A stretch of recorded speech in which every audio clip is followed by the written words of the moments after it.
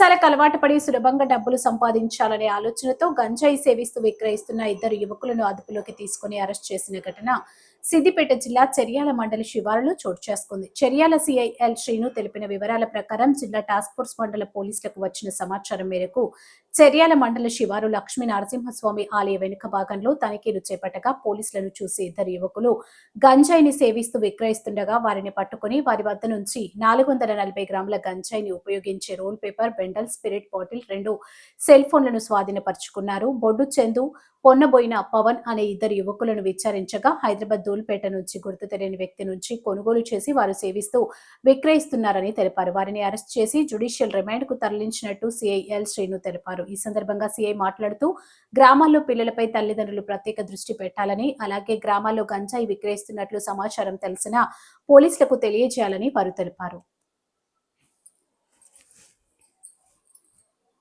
Siddipet commissioner గారి ఆదేశాల మేరకు సిద్దిపేట టాస్క్ ఫోర్స్ అధికారులు మరియు చేర్యాల ఎస్ఐ గారు వారికి వచ్చిన సమాచారం మేరకు చేర్యాల పట్టణ శివారులో లక్ష్మీనరసింహస్వామి టెంపుల్ బ్యాక్ సైడ్న ఇద్దరు వ్యక్తులు గంజాయి తాగుతూ అమ్మటానికి ప్రయత్నిస్తున్నారన్న సమాచారం మేరకు అక్కడికి వెళ్ళి మరి ఇద్దరు వ్యక్తుల్ని అదుపులోకి తీసుకోవడం జరిగింది.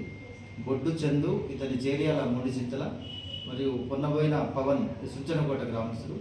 వీరిద్దరు కూడా అదుపులో తీసుకుని విచారిస్తే వాళ్ళ దగ్గర ఒక 420 గ్రాముల ఎండు గంజాయి వాళ్ళ దగ్గర నుంచి స్వాధీనం చేసుకునేది. అదేవిధంగా గంజాయి తాగడానికి ఉపయోగించే ఈ బంగ్ అనేది ఈ స్ప్రైట్ బాటిల్, చిన్న బాటిల్ తోటి దానికి ఒక పైపు కలిగించి బంగ్ అనేది తయారు చేశారు. దీన్ని స్వాధీనం చేసుకోవడం జరిగింది.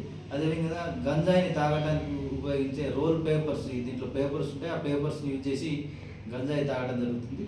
అదేవిధంగా వాళ్ళు ఈ నేరం చేయడానికి ఉపయోగించినటువంటి 2 మొబైల్ ఫోన్స్ని స్వాధీనం చేసుకోవడం జరిగింది. వీళ్ళు సరైన చదువులు లేకుండా చిన్న చిన్న పనులు చేసుకుంటూ హైదరాబాద్లో ఇక్కడ చేసుకుంటూ తిరుగుతూ హైదరాబాద్లో వీళ్ళకు గంజాయి తాగడం అలవాటైంది.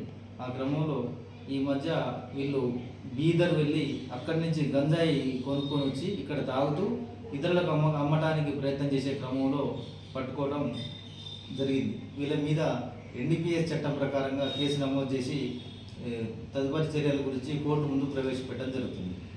మన చేర్యాల ఏరియాలో ఈ కొంతమంది యువకులు ఈ విధంగా ఈ గంజాయి తాగటానికి అలవాటుపడి ఇతరులకు అలవాటు చేయడానికి అమ్మటానికి ప్రయత్నం చేస్తున్న క్రమంలో ఈ సంవత్సరం ఇప్పటివరకు దాదాపు ఒక 10 మంది మీద వాళ్ళని పట్టుకొని కేసులు నమోదు చేసి కోర్టు ద్వారా విచారణ జరపడం జరుగుతుంది.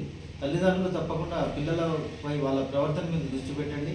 ఎవరైతే ఇప్పటిదాకా పట్టుకున్న వాళ్ళని గమనించినట్లయితే తల్లిదండ్రులు సరైన వాళ్ళపై అవగాహన లేక, వాళ్ళపై అదుపు ఆజ్ఞ లేక ఉండటం వల్ల, తల్లిదండ్రులు వీళ్ళని పట్టించుకోకపోవటం వల్ల వీళ్ళు కూడా తల్లిదండ్రులకు మాట వినకుండా ఉన్న వాళ్ళు మాత్రమే ఈ గంజాయిని సేవించుతూ ఈ గంజాయి కేసుల్లో వాళ్ళు ఇన్వాల్వ్ అవ్వడం జరుగుతుంది.